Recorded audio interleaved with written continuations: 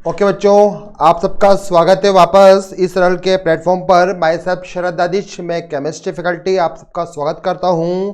और आज हम मेटलर्जी के पार्ट 3 में एंट्री करने वाले हैं और आज हम मेटलर्जी को फाइनली फिनिश भी कर देंगे। तो रिवीजन सीरीज में आप सबका फिर से स्वागत है। और हमने यहाँ पर मेटलर्जी के पार्ट 3 का भी माइंड मैप कंप्लीट किया हुआ है, तो आइए इसको भी हम देख लेते हैं। और आज के सीरीज में हम एलिंगम डायग्राम और कुछ इंडिविजुअल मेटल की या मेटलर्जी को डिस्कशन करने वाले हैं। और इस टाइप से इसका माइंड मैप आपको शो हो रहा है यहाँ पर। माइंड मैप को आप पढ़ते रहिए, काफ़ी इंपॉर्टेंट है। और इस साल से जल्दी जल्दी जुड़ते रहिए, क्योंकि हमारे पास है यहाँ पर NK गुप्ता सर, जिन्हें 30 ईयर का एक्सपीरियंस है, जो मैथ के HOD हैं।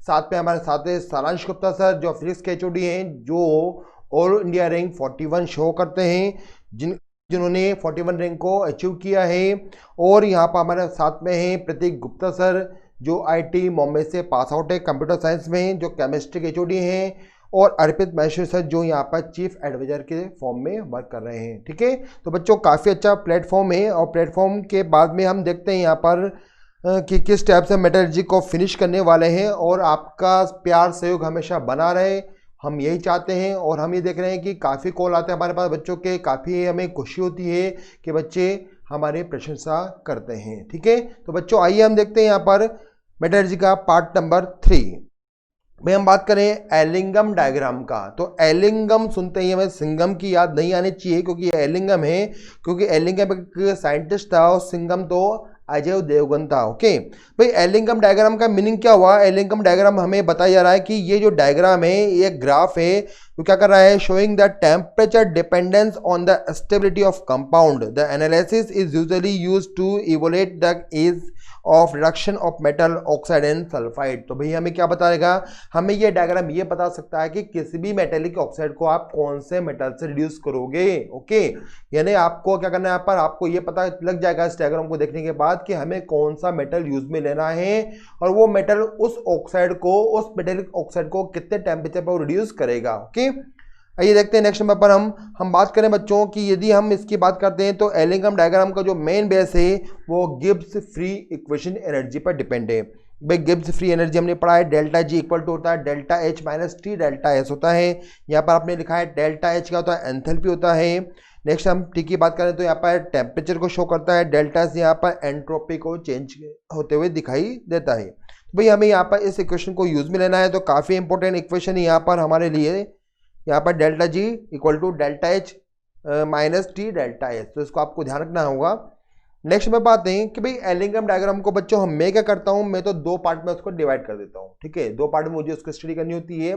एक पार्ट तो मुझे याद आता है कि मैंने जो पार्ट नंबर 2 का रिविजन सीरीज था, वहाँ पर कहा था कि कार्बन एक बेस्ट रिड्यूसिंग एजेंट है but at high temperature. Okay, और कार्बन जो मोनोऑक्साइड होता है वो क्या होता है? लो टेम्परेचर पर बेस्ट रिड्यूसिंग एजेंट होता है। आपको याद आ रहा होगा कि मैंने वहाँ पर हेमेटाइट और का आपको एग्जांपल दिया था। यदि आपने उसको नहीं पढ़ा है तो जल्दी से मेटलर्जी के पार्ट 2 को स्टडी कर लें, क्योंकि हमने इन सभी रिविजन सीरीज के अंदर लगभग सभी टॉपिक को 95% टॉपिक को कवर करके शो किया है ना। ऐसा नहीं कि हमने वहाँ पर कुछ टॉपिक, इंपोर्टेंट टॉपिक को एस्केप कर दिया है। ठीक है, तो आपको थोड़ा टाइम लगेगा, लेकिन आप उसको जरूर पढ़ेगा, क्योंकि रिविजन से ही का ये बेस्ट चांस है, बेस्ट मेथड है यहाँ पर। ओके, तो हमने देखा यहाँ पर हम बात करते हैं कि एलिंगम डायग्राम हम ये देखते हैं कि एलिंगम डायग्राम से हम reducing nature of CO and carbon को कैसे प्रूव कर सकते हैं। भाई एलिंगम ने क्या किया? एलिंगम ने हमें यहाँ पर एक ग्राफ शो करके शो किया यहाँ पर। आइए हम उस ग्राफ को बना देते हैं। एक एक्सिस पे यहाँ पर डेल्टा G शो करते हैं यहाँ पर हम, और यहाँ पर हम टेम्परेचर का इंक्रीजिंग ऑर्डर नोट कर देते हैं। तो ये टेम्परेचर का इंक्रीजिंग ऑर्डर है, यहाँ पर ये डेल्टा G को इंक्रीज करता हुआ ग्राफ हम शो कर रहे हैं। सपोज करते हैं कि यहाँ पर डेल्टा G की वैल्यू 0 है, ऊपर जाएंगे तो ये पॉजिटिव हो जाती है, नीचे जाने पर ये नेगेटिव हो जाती है। ठीक है, तो आप ध्यान से देखिएगा बच्चों। यदि मैं बात करता हूँ यहाँ पर कि ब्लास्ट फर्नेस में किस टाइप से रिएक्शन होती है, रिएक्शन नंबर 1 की हम बात करें तो कार्बन है प्लस वहाँ पर वो O2 से रिएक्शन करता है। कार्बन होता है यहाँ पर सॉलिड होता है। यदि मैं बात करता हूँ यहाँ पर तो हम देखते हैं कि यहाँ पर C प्लस O2 को रिएक्शन कराया मैंने तो बनता है CO2 बन जाती है। किस पे फेज में बनता है? ये गैस फेज में बनता है। तो बच्चों यदि हम इसके रिएक्शन के लिए डेल्टा S को काउंट करते हैं तो यहाँ पे गैसेस के मोल मुझे 0, 1 एंड 1 दिखाई दे रहे हैं। तो यहाँ पर हो गया 1 माइनस 1 इक्वल टू 0 है। और इसका मीनिंग क्या हुआ कि यदि मैं गिब्स फ्री एनर्जी में डेल्टा एस को 0 रखने के साथ साथ टेम्परेचर को इंक्रीज करता हूँ तो वहाँ पर टी डेल्टा एस क्या हो जाता है बच्चों, वहाँ पर हो जाता है 0। इसका मीनिंग क्या हुआ, टेम्परेचर बढ़ाने के बाद भी डेल्टा जी क्या होता है, डेल्टा जी वहाँ पर एक कांस्टेंट वैल्यू रखता है। तो हमने इक्वेशन पे ध्यान दिया, हमने इक्वेशन कौन सा था अपने पास में, delta G equal to delta H minus T delta S. तो आपने यहाँ पर ध्यान से देखा कि टेम्परेचर बढ़ाने के बाद भी टी डेल्टा एस की वैल्यू आती है 0। इसका मीनिंग क्या हुआ कि डेल्टा जी पर कोई चेंजेस नहीं आया, उसकी वैल्यू वहाँ पर कांस्टेंट ही रहेगी टेम्परेचर बढ़ाने पर। तो भाई हमने ध्यान से देखा कि यहाँ पर हमें एक स्ट्रेट लाइन मिलेगी, टेम्परेचर बढ़ता जा रहा है, डेल्टा जी यहाँ पर कांस्टेंट है। और कौन सी रिएक्शन के लिए, ये हो गया रिएक्शन कौन सा, कार्बन से CO2 बनाने के लिए। ओके, रिएक्शन नंबर 1 को हमने डिस्कशन किया। नंबर 2 पर आते हैं हम। नंबर 2 पर मैं देखता हूँ कि यहाँ पर यदि मैं लेता हूँ का यहाँ पर कार्बन है, सॉलिड फॉर्म में है, और हम इसकी रिएक्शन करा देते हैं अगेन O2 से, तो यहाँ पर ब्लास्ट फर्नेस में ये CO का भी फॉर्मेशन करता है। इसको हम बैलेंस कर लेते हैं। यहाँ पर हमने 2 लिखा कार्बन को, यहाँ पर CO हो गया 2, गैसेस फेज में है। और यदि मैं इस रिएक्शन के लिए डेल्टा S निकालता हूँ तो भाई कार्बन तो सॉलिड है यहाँ पर, ठीक है। तो यहाँ पर मैं गैस के मोल को काउंट करना है, यहाँ पर ऑक्सीजन गैस के फॉर्म में है, तो गैस के मोल यहाँ पर मुझे 1 दिखाई दे रहे हैं, यहाँ पर CO के 2 मोल हैं। तो मैंने डेल्टा एस को काउंट किया, डेल्टा एस को काउंट करने पे मुझे मिलता है 2 माइनस 1। 2 माइनस 1 का मीनिंग क्या हुआ बच्चों, 2 माइनस 1 का मीनिंग हो गया कि ये मुझे मिल रहा है यहाँ पर पॉजिटिव, ठीक है। यदि यहाँ पर डेल्टा एस की वैल्यू क्या है, डेल्टा एस की वैल्यू मिलती है हमें पॉजिटिव मिलती है। तो यहाँ पर मैं देखता हूँ कि यदि मैं टी डेल्टा टेम्परेचर को बढ़ाता हूँ तो टी डेल्टा एस की वैल्यू क्या होगी, टी डेल्टा एस की वैल्यू भी यहाँ पर उसी रेशियो में हमें बढ़ती हुई दिखाई देगी। ओके, तो भाई आपने देखा कि टेम्परेचर बढ़ाने पर यहाँ पर डेल्टा जी की वैल्यू क्या हो रही है, डेल्टा जी की वैल्यू यहाँ पर हमें इंक्रीज होती हुई दिखाई देगी। तो हमने आंसर दिया, सॉरी यहाँ पर डेल्टा जी की जो वैल्यू है वो डिक्रीज होती हुई दिखाई देगी। तो हमने बोल सकते हैं कि यहाँ पर कार्बन से यदि हम CO बनाते हैं तो यहाँ पर हमें ग्राफ मिलता है, डेल्टा जी की वैल्यू कम करना है टेम्परेचर को बढ़ाते हुए, तो यहाँ पर डेल्टा जी की वैल्यू को कम किया, टेम्परेचर इंक्रीज हो रहा है। ये जो रिएक्शन है वो कार्बन से CO के बनने की है। ओके, नेक्स्ट नंबर की हम बात करें तो यहाँ पर आपने ध्यान से कहा कार्बन से CO बनने का कंडीशन में शो किया। नेक्स्ट नंबर हम 3rd पे ध्यान देते हैं। यदि मैं यहाँ पर CO प्लस O2 की रिएक्शन कराता हूँ फर्नेस के अंदर तो यहाँ पर मिलता है मुझे CO2 मिल जाता है। CO2 के बाद आप ध्यान से देखिएगा यहाँ पर CO2 किस फेज में है, गैस फेज में है। अभी रिएक्शन को बैलेंस करना बाकी है। यहाँ पर मैं इसको 2 कर देता हूँ, तो 2 करने के बाद में यहाँ पर ये हो जाता है कितना बच्चों, कार्बन 2 है तो हमने 2 किया, ऑक्सीजन कितने हो चुकी है 4। यहाँ पर गैस के मॉलिक्यूल कितने हैं, यहाँ पर गैस के मॉलिक्यूल 2 हैं CO के, यहाँ पर ऑक्सीजन के 1 हैं, यहाँ पर 2 हैं। यदि मैं 2 में से यहाँ पर रिएक्शन देखते हैं, 2 में से यदि मैं माइनस को गैस के मॉलिक्यूल रिएक्टेंट में कितने आ रहे हैं 3, तो यदि मैं 3 माइनस कर देता हूँ तो माइनस की वैल्यू आती है। माइनस की वैल्यू आने पर मुझे पता लगा कि यहाँ पर टेम्परेचर बढ़ाने पर टी डेल्टा एस की वैल्यू क्या होगी, यहाँ पर वो इंक्रीज होने लगेगी। इसका मीनिंग क्या हुआ कि ग्राफ जो है वो हमें कुछ स्टेप से शो होता हुआ दिखाई देगा, ठीक है। डेल्टा जी क्या हो रहा है यहाँ पर इस इक्वेशन में, यहाँ पर डेल्टा जी हमें इंक्रीज होता हुआ दिखाई दे रहा है। कब, जब टेम्परेचर को मैं इंक्रीज कर देता हूँ तब। तो भाई ये कौन सा ग्राफ है, ये बनता है किससे, CO से CO2 बनने वाला ग्राफ हुआ। भाई आप ध्यान से देखिए तीनों के तीनों जो ग्राफ हैं वो एक पॉइंट पर इंटरसेक्ट होते हैं। ये पॉइंट हमने काउंट किया एलिंगम के अकॉर्डिंग, तो ये पॉइंट में मुझे मिलता है 700 पर। कितने पे मिलता है बच्चों, हम 700 पर इसको चेक कर लेते हैं ना। अब आप ध्यान से देखिए बच्चों ये जो ग्राफ है वो 700 पर आपको दिखाई दे रहा है। अब आपने एग्जाम्पल पढ़ा होगा, हमने एग्जाम्पल भी देखा था वहाँ पर कि आयरन का जो ओर था हेमेटाइट ओर, उसका फाइनल जो रिडक्शन था वो कितने टेम्परेचर पर होता है, वो होता है 700 पर। कितने पर होता है वो, 700 पर। तो बच्चे 700 से क्या, तो वो होगा 700 पे होता है। और यदि मैं इसको ध्यान से देखता हूँ तो ये परफेक्ट जो लाइनिंग आ रही है बच्चों, ये लाइनिंग आपको परफेक्ट दिखाई देगी कितने पर, ये दिखाती है 710 पर। ओके, तो ये 10 लिखना ना भूलें। और जो हेमेटाइट का रिडक्शन था कंप्लीट जिस पर आयरन हम बनाते हैं वो कितने पे होता है, वो होता है 700 पे होता है। तो भाई आपको इसमें क्या करना होगा, आपको इसमें ध्यान से देखना है कि यदि मैंने हेमेटाइट ओर को लिया तो सबसे पहले जब मैं टेम्परेचर को बढ़ाता हूं तो यहाँ पे हेमेटाइट ओर है, यदि मैं टेम्परेचर को इंक्रीज करता हूं तो सबसे पहले क्या होगा बच्चों, वो मेल्ट होगा। तो मेल्ट का हमने एक पॉइंट शो कर दिया कि इस पॉइंट पर क्या हुआ, मेल्ट हो गया। नेक्स्ट यदि हम आगे उसको बॉईल करते हैं तो वहाँ पर वो बॉयल भी होगा। बॉयल करने के बाद में ये पॉइंट हो गया, कौन सा, बॉइलिंग पॉइंट का हो गया यहाँ पर। और नेक्स्ट हमने देखा कि वहाँ पर CO उसके लिए बेस्ट रिड्यूसिंग एजेंट होता है। तो ये जो CO होता है वो हम 700 पे उसको रिड्यूस कर देते हैं। अब ध्यान से देखिएगा कि ये 700 पर ये पॉइंट जाकर हमें मिला देना है, ये हमने मिला दिया यहाँ पर। तो 700 डिग्री सेंटीग्रेड टेम्परेचर पर Fe2O3 चेंज हो जाता है, किसमें, आयरन में चेंज हो जाता है। लेकिन इसकी हेल्प किसने करी है, यहाँ पर CO ने हेल्प करी है। इसका मीनिंग क्या हुआ, इसका मीनिंग ये हुआ कि यहाँ पर Fe2O3 को रिड्यूस करने के लिए टेम्परेचर कम है 700 पे, जहाँ पर हम देखते हैं कि 700 की जो लाइन है वो CO से क्रॉस होती है, और क्रॉस होने की वजह से क्या होता है बच्चों, वो CO से इजीली रिड्यूस हो जाता है। यदि हम दूसरे एग्जांपल की बात करें, मैं बात कर रहा हूँ जिंक की, तो जिंक ऑक्साइड में भी होगा। जिंक को हमने यहाँ पर लिया, टेम्परेचर बढ़ाते हैं, पहले जिंक ऑक्साइड मेल्ट हुआ, फिर वो बॉयल होगा। बॉयल होने के बाद में वो 700 से अबाउट टेम्परेचर पर होता है रिड्यूस। तो ये मान के चलते हैं अप्रॉक्सीमेटली ये 1200 डिग्री का टेम्परेचर होता है, लगभग 1100 से 1200 का। तो 1200 पे क्या होता है, जिंक ऑक्साइड वहाँ पर हो जाता है, रिड्यूस हो जाता है।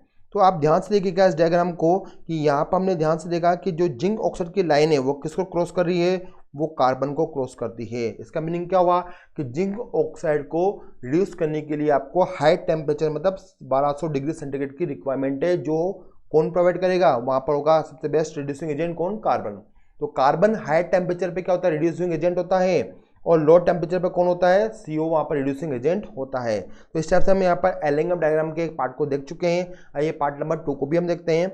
आपने बच्चों काफ़ी बुक्स में एलिंगम डायग्राम को देखा होगा, अपने NCERT बुक में भी काफ़ी शानदार बना हुआ है, काफ़ी बड़ा डायग्राम बना हुआ है। डायग्राम कुछ आपको इस टाइप से दिखाई देता है। आइए देखते हैं कि यहाँ पर डायग्राम में क्या आपको याद रखना है। ओके, तो बच्चों यदि आपने ध्यान से देखा इसको डायग्राम को, तो आप यहाँ पे ध्यान से देखिए, ये तो हमने अभी शो किया था कार्बन से CO बनने का, यहाँ से C से CO2 बनने का, ये भी हम पढ़ चुके हैं यहाँ पर। नेक्स्ट हमने यहाँ पर CO से CO2 बनने का वाली डायग्राम भी चेक किया था यहाँ पर, जिसको इंटरसेक्ट हम करते हैं 710 पे हम इंटरसेक्ट कर देते हैं। इसे 710 पे देखिए, ये 710 पे हुआ।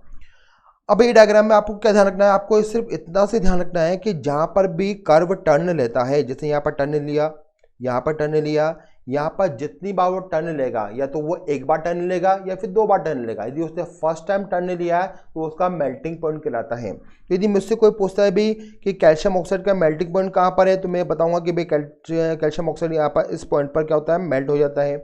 एक टर्न यदि और मुझे यहाँ मिलता है तो मैं बोलूँगा कि यहाँ पर क्या होता है, बोथ का बॉइलिंग पॉइंट आपको दिखाई देगा। अब एक आपको ग्राफ में क्या ध्यान रखना है बच्चों, ग्राफ में देखिए सबसे नीचे आपको एस ब्लॉक के एलिमेंट दिखाई देते हैं, उसके ऊपर एल्यूमिनियम है, फिर टाइटेनियम है, फिर आयरन है, फिर निकल है। इस हिसाब से आपको इसका ऑर्डर याद रखना होगा। फिर डायग्राम के अकॉर्डिंग क्या होता है, डायग्राम के अकॉर्डिंग आपको ये बात ध्यान रखनी है बच्चों कि ऊपर वाला जो ऑक्साइड है, जैसे MgO की मैंने बात करी है, MgO ऑक्साइड को कौन सा मेटल यहाँ पर रिड्यूस करेगा। तो आपको बस इतना से ध्यान रखना है कि MgO के नीचे जितने भी मेटल होंगे वो उसको क्या कर सकते हैं, इजीली रिड्यूस कर सकते हैं। तो भाई हम क्या बोल सकते हैं, हम ये बोल सकते हैं कि मैग्नीशियम ऑक्साइड के नीचे कैल्शियम वहाँ पर एक रिड्यूसिंग एजेंट है, वो इसको इजीली क्या कर सकता है, रिड्यूस कर सकता है। यानी यहाँ पर क्या होगा, यहाँ पर बन जाएगा Mg प्लस यहाँ बन जाएगा कैल्शियम का ऑक्साइड बन जाएगा। तो यहाँ पर कैल्शियम ने क्या किया, मैग्नीशियम ऑक्साइड को रिड्यूस कर दिया है। लेकिन यदि आपसे कोई पूछता है क्या मैग्नीशियम एलिमेंट कैल्शियम ऑक्साइड को रिड्यूस कर सकता है, तो ऐसा आपको ना बोलना है, क्योंकि मैग्नीशियम मेटल ऊपर है और ऑक्साइड नीचे है। और हमें एलिंगम डायग्राम में हमेशा ध्यान रखना है कि नीचे वाला मेटल ऊपर वाले ऑक्साइड को हमेशा रिड्यूस करेगा। तो यदि मैं रिएक्शन को ऐसा लिखता हूं कि यहाँ पर मेरे पास में कैल्शियम ऑक्साइड है प्लस मैग्नीशियम है, तो यहाँ पर क्या होगा, यहाँ पर कुछ भी नहीं होगा। तो आपको ध्यान रखना है क्योंकि मैग्नीशियम मेटल ऊपर की तरफ है जबकि कैल्शियम ऑक्साइड नीचे की तरफ है। तो आपको इस डायग्राम में सिर्फ इतना ध्यान रखना है बच्चों कि नीचे वाला मेटल ऊपर वाले ऑक्साइड को इजीली रिड्यूस कर सकता है। यदि मैं बच्चों ध्यान से पूछूं आपसे, तो ध्यान दीजिएगा कि जैसे मैंने कहा कि क्या एल्यूमिनियम मेटल यहाँ पर कैल्शियम ऑक्साइड को रिड्यूस कर सकता है, तो आपको ध्यान रखना है कि एल्यूमिनियम का मेटल ऊपर है और कैल्शियम ऑक्साइड नीचे है, तो यहाँ पर रिडक्शन नहीं हो पाएगा। ओके, यहाँ पे मैं आपसे पूछता हूँ कि क्या एल्यूमिनियम टाइटेनियम ऑक्साइड को या Fe2O3 को क्या रिड्यूस कर सकता है, कि हाँ भाई कर सकता है, क्योंकि एल्यूमिनियम तो नीचे की तरफ है और ऊपर क्या है, टाइटेनियम का ऑक्साइड है और ऊपर Fe2O3 प्रेजेंट है। तो भाई एलिगम डायग्राम आपको इतना ध्यान रखना है कि कौन सा मेटल कौन सा ऑक्साइड के लिए क्या होता है, बेस्ट रिड्यूसिंग एजेंट होता है। तो भाई इस टाइप से हमने यहाँ पर एलिगम डायग्राम को कंप्लीट कर दिया है। ओके, तो कोई खास टॉपिक नहीं था, कभी कभी इसमें क्वेश्चन आ जाते हैं तो आपको उसको ध्यान रखना है, पढ़ना इसको ना भूलें। ओके, नेक्स्ट हम बात हैं extraction of some individual metal की हम बात करें बच्चों। ओके भाई, हमें क्या, हमें कुछ ये जो मेटल है इंपॉर्टेंट है, जो बोर्ड के एग्जाम में भी आते हैं और कंपटीशन में पूछे जाते हैं, उनका हम एक्सट्रैक्शन प्रोसेस देखते हैं। ऐसे हम एक्सट्रैक्शन प्रोसेस तो सारे पढ़ चुके हैं, हमने सबको स्टडी कर लिया है, हमें बस क्या करना है, हमें वन बाय वन उनको कलेक्ट करना है और यहाँ पर शो कर देना है। ठीक है, तो काफ़ी इजी वर्क है यहाँ पर, ऐसे कोई डरने वाली बात नहीं है। तो ये हम देखते हैं, नंबर 1 पर है एक्सट्रैक्शन ऑफ गोल्ड। गोल्ड की हम बात करें तो आज भाई हम आपको सोने का एक्सट्रैक्शन करना सिखा रहे हैं। ठीक है, तो आपका इसके लिए बहुत इजी वर्क होगा। तो चलिए, आप फ्यूचर में हम आशा करते हैं कि आप गोल्ड के माइंस में वर्क करें और गोल्ड का एक्सट्रैक्शन इस प्रोसेस को देखकर फॉलो करें। ओके, तो हम बात करें नंबर 1 पर, भाई जो गोल्ड का ओर होगा उसको क्या करना है, सबसे पहले ग्राइंडिंग कर लेना है, क्रशिंग कर लेना है। चलो कंप्लीट किया हमने यहाँ पर। उसके बाद आपको प्रोसेस करना है लीचिंग प्रोसेस। लीचिंग प्रोसेस हमने बोला था, पढ़ा था कई बार। तो लीचिंग प्रोसेस में हम काम में लेते हैं सोडियम साइनाइड को, कॉम्प्लेक्स बनता है सोल्यूबल, उस कॉम्प्लेक्स की रिएक्शन करा देते हैं हम किसके साथ में, रिएक्टिव जिंक के साथ में। तो देखिए यहाँ पर हमने यहाँ पर कंप्लीट किया, इस टाइप से रिएक्शन को हमने ऑलरेडी पढ़ चुके हैं। यहाँ पर कॉम्प्लेक्स बन चुका सोल्यूबल, उस सोल्यूबल कॉम्प्लेक्स में हमने जिंक को मिलाया है, जिंक ने वहाँ पर गोल्ड को रिड्यूस कर दिया है। तो भाई इस टाइप से यहाँ पर हम गोल्ड को इजीली प्राप्त कर सकते हैं। नेक्स्ट बात आते हैं एक्सट्रैक्शन ऑफ सिल्वर। बस सिल्वर के साथ में गोल्ड का नाम, गोल्ड के साथ में सिल्वर का नाम। तो जो हमने प्रोसेस गोल्ड में काम लिया है वही प्रोसेस हम यहाँ पर किस पे काम मिलेंगे, हम यहाँ पर सिल्वर में भी वही प्रोसेस काम मिलेंगे। तो देखिए क्या करना होगा, हमें सबसे पहले तो हमें ओर को सर्च करना है। इसका जो ओर है फेमस, उसका नाम है अर्जेंटाइट ओर है, Ag2S इसका फॉर्मूला होता है। यहाँ पर सबसे पहले आपको उसका कंसंट्रेशन करना है। भाई सल्फाइड ओर है, सल्फाइड ओर का कंसंट्रेशन करने के लिए हम वहाँ पर यूज में लेते हैं फ्रॉथ फ्लोटेशन प्रोसेस। याद है आपको, क्योंकि वो सल्फाइड ओर के लिए यूज में होता है। नेक्स्ट, कंसंट्रेशन के बाद आपको लीचिंग कर देना है, उसका रिडक्शन कर देना है। तो आइए हम देखते हैं लीचिंग प्रोसेस में क्या करते हैं भाई, हम वही NaCN को यूज में लेना है। यहाँ पर हमारा ओर है, हमने यहाँ पर लीचिंग एजेंट को यूज में लिया है, O2 के प्रेजेंस में हम इसको काम में ले रहे हैं। वापस सिल्वर पूरा का पूरा एक सोल्यूबल कॉम्प्लेक्स में कन्वर्ट हो चुका है। ठीक है, इस कॉम्प्लेक्स की रिएक्शन करानी है मुझे वापस हाईली रिएक्टिव जिंक के साथ में। जिंक वहाँ पर क्या है बच्चों, रिड्यूसिंग एजेंट है, और जिंक इसको कंप्लीटली मेटल में क्या करेगा, रिड्यूस कर देगा, जैसे कि आप यहाँ पर देख रहे हैं। नेक्स्ट हम बात करें यहाँ पर, बस सिल्वर प्राप्त कर चुके हैं। सिल्वर को प्राप्त करने के बाद में आपको वहाँ पर उसकी रिफाइनिंग करना ना भूलें। ओके, रिफाइनिंग के लिए हमने पढ़ा है कि अमलगमेशन भी हम प्रोसेस कर सकते हैं, जहाँ पर हम इसको मर्करी से भी क्या कर सकते हैं, सेपरेट कर सकते हैं। और मैं जो मोस्ट इंपोर्टेंट पार्ट है वो है इलेक्ट्रोलाइटिक मेथड है प्यूरिफिकेशन का, जहाँ पर आपको क्या करना है, प्योर कैथोड लेना है सिल्वर का, और इम्प्योर लेना है आपको एनोड किसका, सिल्वर का। जहाँ पर इम्पीडेंस किसकी होगी, जो सिल्वर से लेस रिएक्टिव है according to electrochemical series. Okay, तो यहाँ पे हमने क्या किया, हमने यहाँ पे लिया प्योर सिल्वर लिया है, कैथोड बनाना है उससे आपको, इम्प्योर सिल्वर का बना आपको यहाँ पे एनोड बनाना है। इलेक्ट्रोलाइट के फॉर्म में आपने सिल्वर का कोई भी सोर्ट लिया है, जैसे हमने यहाँ पे लिया है AgNO3 को यूज में लिया है। नेक्स्ट हम देखते हैं यहाँ पर एक्सट्रैक्शन ऑफ कॉपर। कॉपर का एक्सट्रैक्शन काफी इंपॉर्टेंट है, तो आइए देखते हैं इसको हम। सबसे पहले हम बात करें इसके ओर के बारे में, तो ओर इसका जो फेमस ओर है उसका नाम है कॉपर पायरेटिस, और उसको हम चाल्कोपाइरिटिस भी कहते हैं, जिसका फॉर्मूला होता है बच्चों COFeS2। ओके, नेक्स्ट हम बात करें यहाँ पर extraction from pyrites by pyrometallurgical process, smelting process है। यहाँ पर हमें इसको हीट प्रोवाइड करनी है, ये पायरोमेटलर्जी का एग्जाम्पल होगा। भाई सबसे पहले क्या करें, हमें यहाँ पर सबसे पहले करना है कि यहाँ पर इसके और भी और हैं, जैसे हम बात करें कॉपर ग्लांस वगैरह भी है, मेलेकाइट भी है, एजुराइट भी है। यहाँ पर इसके काफ़ी और हमें मिल सकते हैं, इंडिया में भी इसके काफ़ी और मिलते हैं बच्चों। सबसे पहला काम है आपको माइन से ह्यूज स्टोन को लाना है, उनको तोड़ना है, पाउडर बना देना है, ग्राइंडिंग कर देनी है और क्रशिंग कर देनी है। भाई सबसे पहले उसको तोड़ के बारीक पाउडर में चेंज कर लेंगे आप। भाई बारीक पाउडर में चेंज करने के बाद का प्रोसेस होता है कंसंट्रेशन प्रोसेस होता है। यदि आपने चाल्कोपाइरिटिस को काम में लिया है तो आपके पास में सबसे अच्छा मेथड है कंसंट्रेशन के लिए फ्रॉथ फ्लोटेशन प्रोसेस। ओके, वहाँ पर आपने क्या किया, वहाँ पर फ्रॉथ फ्लोटेशन प्रोसेस को फॉलो किया है वहाँ पर, और उससे आपको मिल जाएगा कंसंट्रेट, क्या मिल जाएगा आपका वहाँ पर, कॉपर का और मिल जाएगा। नेक्स्ट हमें आप बात करें, नेक्स्ट नंबर पर कंसंट्रेशन के बाद में आपको उसको ऑक्साइड में चेंज कर लेना है बाय रोस्टिंग प्रोसेस, क्योंकि वह सल्फाइड और था। ठीक है, रोस्टिंग के अंदर क्या होगा बच्चों, रोस्टिंग के अंदर उसको हमने ऑक्साइड के अंदर कन्वर्ट कर लिया है। नेक्स्ट हम देखते हैं स्मेल्टिंग प्रोसेस। स्मेल्टिंग प्रोसेस का मीनिंग क्या हुआ कि वहाँ पर हम उसके अंदर फ्लक्स मिलाएंगे और सिलेक्ट का फॉर्मेशन कर देते हैं। ये भी एग्जाम्पल हमने पढ़ा हुआ है कि कंसंट्रेशन और को हम रोस्टिंग करेंगे। रोस्टिंग क्या होती है, ये रिवर बैटरी फर्नेस में होती है जहाँ पर वोलेटाइल इम्प्योरिटीज उड़ के बाहर निकल जाती है, जैसे एंटीमनी, आर्सेनिक, फॉस्फोरस वगैरह हम उड़ा देते हैं। अब ये जो और बन चुका है, जो ऑक्साइड में चेंज हो जाएगा, उसको क्या करना है आगे, उसके हमें स्मेल्टिंग करनी है। स्मेल्टिंग के लिए क्या करते हैं, हम उसमें फ्लक्स मिला देते हैं। फ्लक्स का मीनिंग क्या हुआ बच्चों कि उसके अंदर जो अशुद्धि है वो किस चीज की होगी, वहां पर अशुद्धि होती है किस चीज की होती है, वहां पर होती है एफईओ की होती है। एफईओ को रिमूव करने के लिए हमें फ्लक्स मिलाना है, कौन सा, वहां पर SiO2 मिलाना है। SiO2 का नेचर क्या होता है बच्चों, एसिडिक होता है। ठीक है, और थोड़ा सा कोक मिलाकर उसकी स्मेल्टिंग कर देंगे। स्मेल्टिंग करने से वहां पर हमें क्या मिल जाएगा, वहां पर स्लैग मिल जाएगा। ये प्रोसेस कहाँ होता है, ये प्रोसेस होता है ब्लास्ट फर्नेस में। ये प्रोसेस हम देखते हैं। नेक्स्ट पर बात करें बच्चों, स्मेल्टिंग के बाद बनने वाला कॉपर, कॉपर मेट कहलाता है। कॉपर मेट के बाद में हम देखते हैं कि कॉपर मेट के अंदर हम क्या करते हैं, बेसमराइजेशन कर देते हैं। बेसमराइजेशन करने से क्या होगा बच्चों, वहाँ पर बेसमराइजेशन करने से हमें फाइनली वहाँ पर स्लैग अलग कर दिया जाता है और वहाँ पर मिल जाता है हमें ब्लिस्टर कॉपर मिल जाता है। ब्लिस्टर कॉपर में क्या होता है, ब्लिस्टर कॉपर में रिडक्शन भी हमें दिखाई देता है और SO2 गैस निकलने की वजह से वहाँ पर फफोले पड़ जाते हैं, और फफोलों को इंग्लिश में बोलते हैं बच्चों, हम ब्लिस्टर बोलते हैं। तो उसको बोलते हैं हम ब्लिस्टर कॉपर भी कहते हैं। ठीक है, ब्लिस्टर कॉपर की हमें रिफाइनिंग करती है। रिफाइनिंग के लिए हमने पढ़ा है पॉलिंग प्रोसेस, जिसमें आपको याद आ रहा होगा, जिसमें हम फ्रेश ग्रीन वुड को मूव करते हैं। कहाँ पर, कॉपर के अंदर। यदि कब, जब उसमें कॉपर ऑक्साइड की इम्प्योरिटीज प्रेजेंट हो। इसके बाद में हम इलेक्ट्रोलाइटिक रिफाइनिंग भी हमने यूज भी किया था। कॉपर के अंदर हम क्या करते हैं बच्चों, हम वहाँ पर कैथोड पर प्योर कॉपर को डिपोजिट करते हुए देखते हैं, और एनोड पे क्या होता है बच्चों, वहाँ पर एनोड मड मिलता है हमें, जहाँ पर सिल्वर गोल्ड की इम्प्योरिटीज प्रेजेंट होती है। तो ये था अपने पास इलेक्ट्रोलाइटिक रिफाइनिंग का प्रोसेस, और हमें फाइनल मिल जाता है प्योर कॉपर मिल जाता है, जिसके अंदर कॉपर का परसेंटेज 99.99% होता है।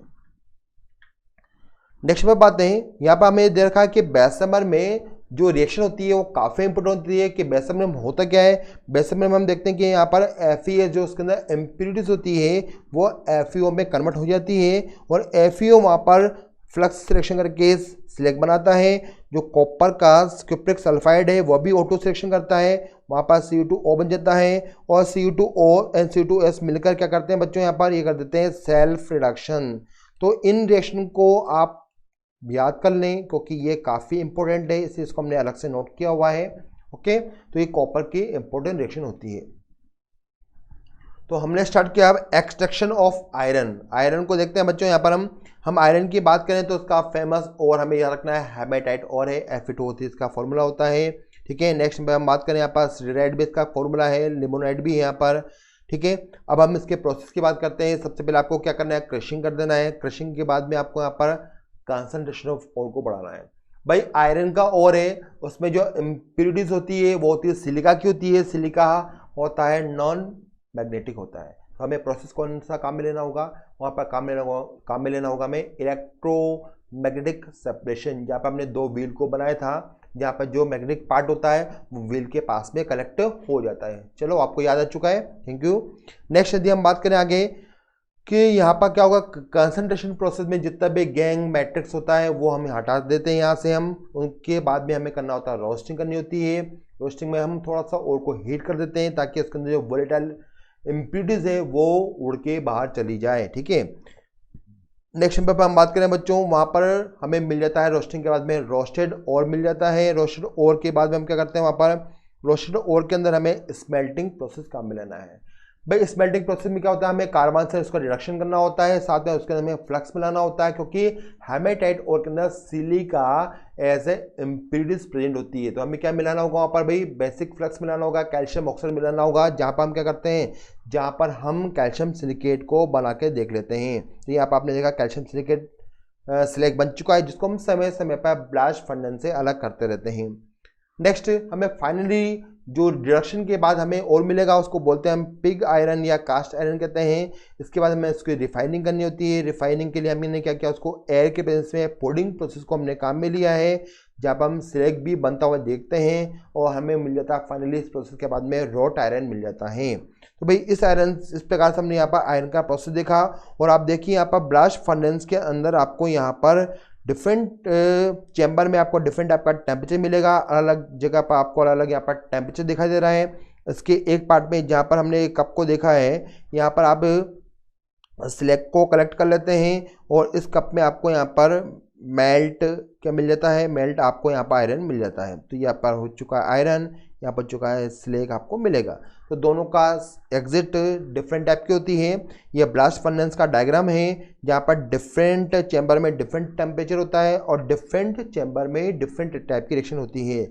देखिए कौन कौन सा होता है। यहाँ पर जोन ऑफ कंबशन की बात करें, जहाँ पर टेम्परेचर 1500 से 16,000 डिग्री सेंटीग्रेड तक होता है। भाई यहाँ पे क्या होता है, यहाँ पर आपने ध्यान से देखा कि यहाँ पर it increase temperature of the furnace because of exothermic reaction, क्योंकि यहाँ पर काफ़ी ज़्यादा एक्सोथर्मिक रिएक्शन चलती रहती है, क्योंकि वहाँ पर हम फ्यूल को काम में लेते हैं।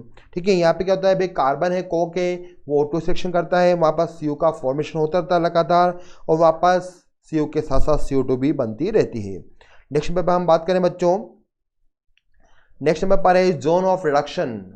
ऐसा जोन ब्लास्ट फर्नेस में जहाँ पर रिडक्शन कंप्लीट होता है, इस एरिया का जो टेम्परेचर है वो 400 से 700 डिग्री सेंटीग्रेड होता है। भाई रिडक्शन की हम बात करें कि यहाँ पर क्या होता है, यहाँ पर हमें डिफरेंट टाइप के और को हम यहाँ पर क्या कर सकते हैं, रिड्यूस कर सकते हैं बाय CO कार्बन मोनोऑक्साइड के, क्योंकि हमने पढ़ा है कि कम टेम्परेचर पर CO ही क्या होता है बच्चों, बेस्ट रिड्यूसिंग एजेंट माना जाता है। ये हम बात करें कि Fe2O3 CO से रिएक्शन करता है और यहाँ पर FeO बनता है। FeO के हम रिएक्शन कराते हैं यहाँ पर, जहाँ पर वो मिक्स ऑक्साइड को शो कर रहा है, जहाँ पर हम देखते हैं फाइनली FeO बन जाता है। और FeO बनने के बाद में हम वहाँ पर FeO का फाइनल रिडक्शन कर देते हैं कितने पर, 700 पर। हमें क्या मिल जाता है वहाँ पर बच्चों, आयरन मिल जाता है। नेक्स्ट हम बात करें जोन ऑफ स्लैग फॉर्मेशन। ऐसा जोन जहाँ पर स्लैग का फॉर्मेशन होता है, वहाँ का टेम्परेचर आपको 800 से 1000 डिग्री सेंटीग्रेड दिखाई देगा, जहाँ पर स्लैग का फॉर्मेशन होता है। स्लैग फॉर्मेशन में हमने ध्यान से देखा कि वहाँ पर CO भी बनता है, साथ में यहाँ पर रिएक्शन प्रोसेस हम तो देख ही रहे हैं, और वहाँ पर हमें रिएक्शन भी होता हुआ दिखा रहा है और स्लैग का फॉर्मेशन वहाँ पर कंप्लीट हो जाता है। Zone of fusion, zone of fusion का मीनिंग क्या हुआ कि यहाँ पर टेम्परेचर काफ़ी ज़्यादा है, 1200 से 1300 डिग्री सेंटीग्रेड होता है। यहाँ पर आप देखिए कि यहाँ पर जोन ऑफ कंबशन की जस्ट ये अब ऊपर की तरफ होता है, हमें इस एरिया में फाइनली क्या होता है, रिड्यूस आयरन मिल जाता है। आयरन को मिलने के बाद में आपको बच्चों उसकी रिफाइनिंग कर देनी है। रिफाइनिंग के लिए आपको उसका प्यूरिफिकेशन मेथड यूज़ करने हैं। ठीक है, डिफरेंट टाइप के प्रोसेस से हम क्या कर सकते हैं, उसकी रिफाइनिंग कर सकते हैं यहाँ पर।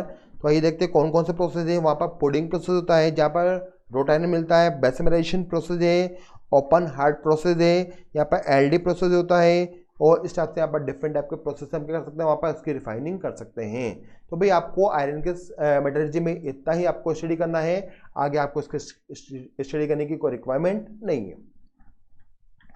भाई नेक्स्ट हम बात करें यूज़ ऑफ स्टील। आयरन का क्या यूज़ होता है, तो आपको पता है कि आयरन के बिना जीवन अधूरा है, और तो हम इसको कई चीज़ों में यूज़ में लेते हैं। तो आपने देखा यहाँ पर ग्राइंडर्स टूल्स में, नाइफ में वगैरह, रेजर में, इनको हम काम में लेते रहते हैं। नेक्स्ट हम बात करते हैं एक्सट्रैक्शन ऑफ एल्यूमिनियम। ठीक है, तो एल्यूमिनियम का भी एक्सट्रैक्शन काफ़ी इंपॉर्टेंट है बच्चों, क्योंकि एल्यूमिनियम भी काफ़ी एक इम्पोर्टेंट है जो हमारी लैब से काफ़ी जुड़ा हुआ है। एल्यूमिनियम के और भी हमें इजीली मिल जाते हैं, जैसे इसका नाम है बॉक्साइट और है, इसका फॉर्मूला होता है Al2O3.2H2O। ठीक है, यहाँ पर सबसे पहले क्या करना होगा हमें यहाँ पर देखते हैं कि यहाँ पर हमें रेड बॉक्साइट दिया गया है और यहाँ पर वाइट बॉक्साइट है यहाँ पर। ठीक है, रेड बॉक्साइट का मीनिंग क्या हुआ कि वहाँ पर हेमेटाइट के जो इम्प्यूरिटीज है वो ज़्यादा होती है, व्हाइट बॉक्साइट में यहाँ पर SiO2 की इम्प्यूरिटी ज़्यादा होती है। तो दो टाइप के आपको मिलते हैं बच्चों, बॉक्साइट मिल जाते हैं। अब ये दो टाइप के जब बॉक्सर मिल चुके हैं तो प्रोसेस भी हमें अलग अलग फॉलो ही करने पड़ेंगे। तो देखते हैं यहाँ पर हम जब इसका हम कंसंट्रेशन करते हैं तो हम यूज में लेते हैं बेयर्स प्रोसेस। किसके लिए ये होता है, किसके लिए बच्चों, रेड बॉक्साइड के लिए। ये एक लीचिंग का प्रोसेस है बच्चों, जहाँ पर हम लीचिंग एजेंट काम में लेते हैं, किसको, NaCN को काम में लेते हैं। ठीक है, नेक्स्ट हम बात करें कि यहाँ पर हम एक होल्स प्रोसेस भी फॉलो करते हैं। यहाँ पर हम लीचिंग जो एजेंट हम यूज में लेते हैं वो काम में आता है सोडियम कार्बोनेट। ओके, नेक्स्ट हम देखते हैं यहाँ पर यदि आपके पास व्हाइट बॉक्साइड है तो वहाँ पर आपको सेपरेट प्रोसेस काम में लेना है, जहाँ पे क्या करेंगे बच्चों, आप और को हीट करेंगे N2 के साथ में प्लस कार्बन के साथ में। ठीक है, तो लेकिन ये लीचिंग प्रोसेस नहीं है, क्योंकि यहाँ पर हम लीचिंग एजेंट काम में नहीं ले रहे हैं। तो और हमें मिल जाता है तीनों प्रोसेस से मिलता है, हमें Al2O3 मिल जाता है, जिसका हमें क्या करना है, इलेक्ट्रोलाइटिक रिफाइनिंग करनी है, सॉरी इलेक्ट्रोलाइटिक क्या करना है, रिडक्शन कर देना है। एक सेल लेंगे जिसमें हम वहाँ पर इलेक्ट्रोलाइट के फॉर्म में आपको क्या करना है, वहाँ पर आप लेंगे क्रायोलाइट को लेंगे, वहाँ पर फ्लूरोस्पोर को लेंगे और रिडक्शन करने के बाद में आपको मिल जाता है वहाँ पर क्या, एल्यूमिनियम मिल जाता है। ठीक है, एल्यूमिनियम अभी इम्प्योर है, हमें इसकी प्यूरिफिकेशन करना है। प्यूरिफिकेशन के लिए हमने हुप्स प्रोसेस को काम में लिया है, जहाँ पर आपको 3 लेयर डायग्राम दिखाई देता है। ठीक है, 3 लेयर डायग्राम का मीनिंग क्या हुआ, देखिए ध्यान से। यहाँ पर हुप्स प्रोसेस में यहाँ पर आपको मिलता है नीचे की तरफ है इम्प्योर एल्यूमिनियम मिलेगा आपको, यहाँ पे मिलेगा आपको इलेक्ट्रोलाइट मिलता है, तो ये होती है अपने बॉटम लेयर है। और सबसे जो अपर लेयर है वहाँ पर मिलता है आपको प्योर एल्यूमिनियम मिलता है। ये फर्स्ट लेयर हो गई है, सेकेंड लेयर हो चुकी है और ये थर्ड लेयर हो चुकी है। तो कई बार क्वेश्चन आ चुका है कि क्वेश्चन क्या पूछा जा चुका है बच्चों कि हुप्स प्रोसेस में तीनों लेयर सेपरेट दिखाई देती है, वाई। भाई इसका आंसर सिंपल है, क्योंकि डेंसिटी डिफरेंट टाइप की होगी, इसलिए यहाँ पर हमें डिफरेंट टाइप की यहाँ पर लेयर दिखाई देती है। और क्वेश्चन पूछा जा चुका है कि सबसे बॉटम वाली लेयर प्योर एल्यूमिनियम की होती है या इम्प्योर एल्यूमिनियम की होती है, तो आपको लगता है कि नीचे इम्प्योर है, बीच में इलेक्ट्रोलाइट है और ऊपर की तरफ क्या होता है, एल्यूमिनियम प्रेजेंट होता है। इस टाइप से हम हुप्स प्रोसेस से इसकी रिफाइनिंग को कंप्लीट कर देते हैं। ठीक है, तो इस टाइप से हमने यहाँ पर रिफाइनिंग को कंप्लीट किया। रिफाइनिंग को कंप्लीट करने के बाद में हम यहाँ पर देखते हैं कि इसके किस टाइप के यूजेस होते हैं। हमने यहाँ पर इसको कंप्लीट करने के बाद में देखते हैं कि हमें यहाँ पर एनोड और कैथोड पे कौन कौन सी रिएक्शन होती है। एनोड पर वहाँ पर हो जाता है एल्यूमिनियम का रिडक्शन होता हुआ दिखाई दे रहा है, कैथोड पे यहाँ पर इसका हो जाता है कंप्लीट रिडक्शन हो जाता है और एनोड पे यहाँ पर हमें ऑक्सीडेशन दिखाई दे रहा है। ठीक है, नेक्स्ट नंबर पर हम बात करें यहाँ पर जो एल्यूमिनियम है वो इलेक्ट्रोलाइट के अंदर पहुँचता है, वो आयन, और ऊपर की तरफ जो कैथोड होता है बच्चों, कैथोड की तरफ वो क्या हो जाता है, वहाँ पर डिपॉजिट होने लगता है, क्योंकि कैथोड पे क्या होता है, रिडक्शन होता है, उसको वहाँ पर इलेक्ट्रॉन मिलते हैं और वो कैथोड पर पॉइंट के फॉर्म में डिपॉजिट हो जाता है। तो भाई इस टाइप से हमने यहाँ पर एल्यूमिनियम का भी एक्सट्रैक्शन कंप्लीट कर दिया है और हमारा जो चैप्टर है यहाँ पर हमने 99.99% फिनिश कर दिया है। तो हमने यहाँ पर लिखा THE एंड।